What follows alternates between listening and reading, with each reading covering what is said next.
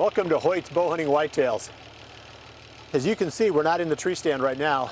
We did get out a couple of days ago in the high winds, and it was a rough hunt. Nothing moved, and we can talk a little bit about wind later in the episode. You know, when is enough too much, because there is definitely a threshold in this time of the season when it's just too windy. But I've got projects to do, and that has limited our hunting time. I've been working a little bit in the building on the living quarters, but I've got to get some acorns in the ground. They should be coming here in the next week, and I've got to get the ground disked up. This type of a project, you have to create a seed bed similar to if you were planting an agricultural crop. So I've got to disc it. I sprayed it a few weeks ago, probably, gosh, maybe 5 or 6 weeks ago. So it's real dead. So now I've got to disc it up, and then we'll spread the acorns, and then I'll lightly disc it again after that in order to, get the acorns into the ground.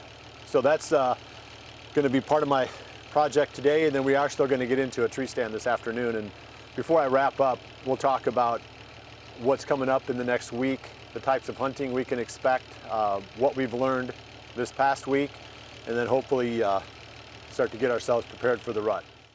Hoyt's Bowhunting Whitetails is brought to you by Day 6 Arrows, Redneck Blinds, Code of Silence Apparel, Fuse Archery, and Hoyt. It's Saturday the 15th of October, and we're heading back to that same spot that we hunted on Wednesday.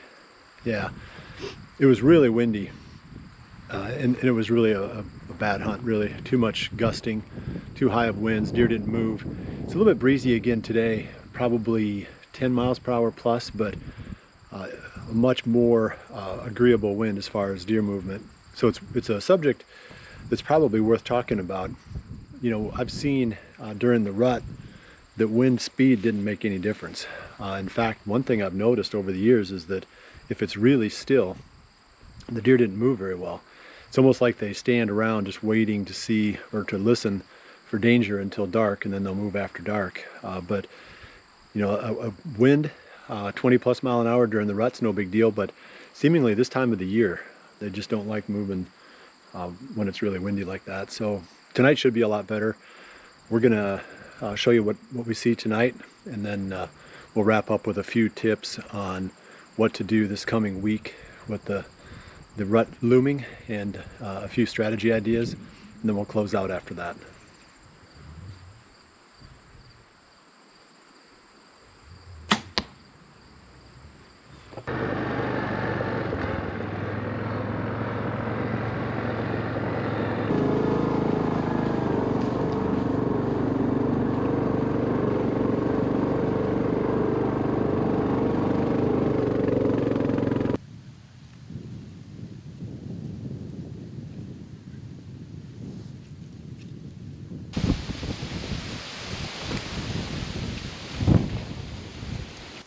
I sure am glad I brought my hot chocolate coffee with.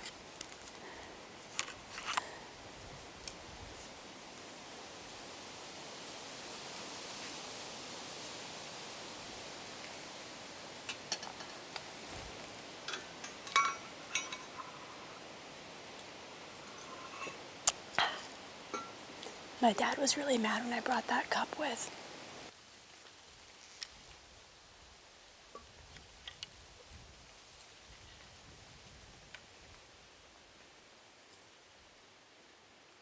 If you look over my left shoulder, you'll see 3 arrows down there in the trail where we kind of expect the deer to be coming through. And those are from me taking practice shots as soon as we got up in the tree, because I'm still pretty new to archery, and most of my practice has been standing, shooting at a stationary box target in the yard.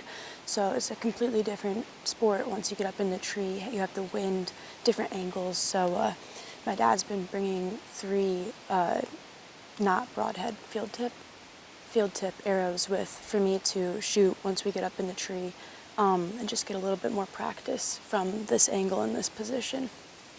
I've noticed that I shoot about 3 to 4 inches high out of a tree, and that's important because we'll be moving the sight to adjust for that if I'll be hunting mainly out of a tree. The wind tonight up here has actually been pretty good, especially compared to when we were out here on Wednesday. It's pretty calm, pretty low most of the time, but there are a few really strong gusts. I think it's out of the west-southwest, if I remember correctly, but it's a lot better than it was last time we were up here.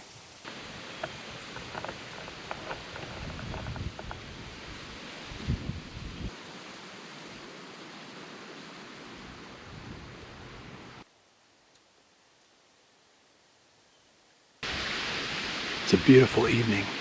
We've got about an hour and 15 minutes left of legal shooting time, and I wanted to give you a quick update of what's been going on. So far from the stand, all we've seen is one small buck. He was down in front of us, down in the timber, and I think he was eating acorns. I thought he would maybe work this direction, but he didn't. There's still lots of time for something to happen here, though. You can see the cornfield behind me. The open gate is right behind me and to the left. And Jordan is sitting in a spot where she can cover that. Ooh, let's try that again. There. Okay. I'll give you an update on what we're doing on the farm too.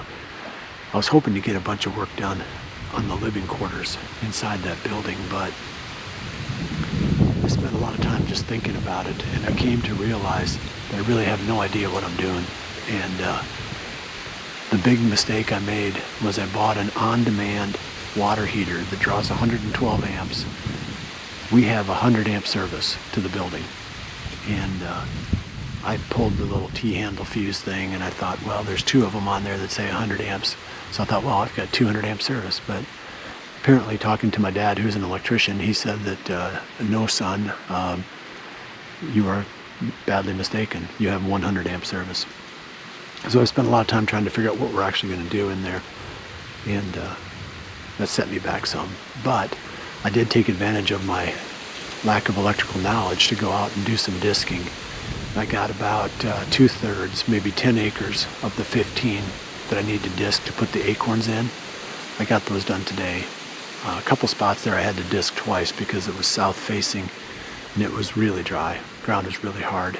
Lots of weed residue, and it would have been nice, I think, to have burned it off. I believe that I could have done a lot cleaner job of disking if I had done that, but I didn't really want to start a fire out here because everything's pretty dry. So it'll be fine. I should get my acorns here within the next 10 days or so. So I've got about 5 more acres to disc, and then I'll get the acorns, I'll broadcast them, throw them out, and then we'll disc them in. And ideally it'll be right before a rain. That's what we need, because that'll get those acorns germinated and growing. So that brings you up to date on where we're at in the tree, on the farm, in the building. And we're going to go back to hunting here. And I'll let Jordan wrap the whole thing up when we're done. But just keep in mind that things are starting to get good. I would say these next 10 days, I wouldn't do a whole lot different than what you've been doing. I just think that the bucks are going to move more in daylight than they have in the past. I'm starting to get some daylight pictures on my trail cameras of the 2 bucks that I'm hunting. The one, he's been coming into this area. We had one daylight picture of him right here, actually, about 3 or 4 days ago.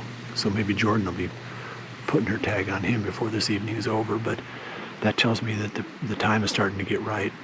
And I think if it was just me hunting, I would be sneaking into these ridges, probably starting to, and looking for these bucks before the end of legal shooting time, eating the acorns. I think they're on their feet enough where it's worth doing that finally. But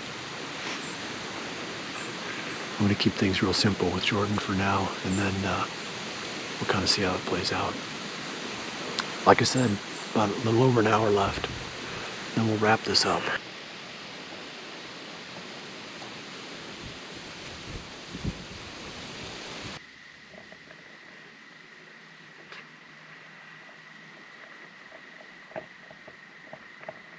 We've got about 30 minutes left of shooting light, and we actually just had a pretty young buck pop out, kind of surprise us right in front of us and walk across below the stand. I decided to pass on him because it wasn't a shot angle that I was comfortable with yet. He was right, probably 5 feet away from the base of the tree and just straight down, so it would have been a tough shot. And he was really young, there's a lot of season left. I didn't want to use my tag right away. I'm confident that there will be more opportunities. And my dad kind of called me off because his footage wasn't great, so we wanted to be able to show you guys the first kill. It's been a good start to Jordan's season, and we'll bring you a lot more action. I figured she'd have a crack the first night out. I really did, and I'm glad she didn't shoot because I had that footage pretty well jacked up. Hopefully you can even see the deer in there. I'm so out of practice. Embarrassing. So you're not going to want to hire me to film any hunts for you. And like I said, if anything shows up in these last 30 minutes, we'll show it to you. Otherwise, thanks for watching this week. And we'll see you back here again next week for the next episode of Hoyt's Bowhunting Whitetails. And remember to always dream big.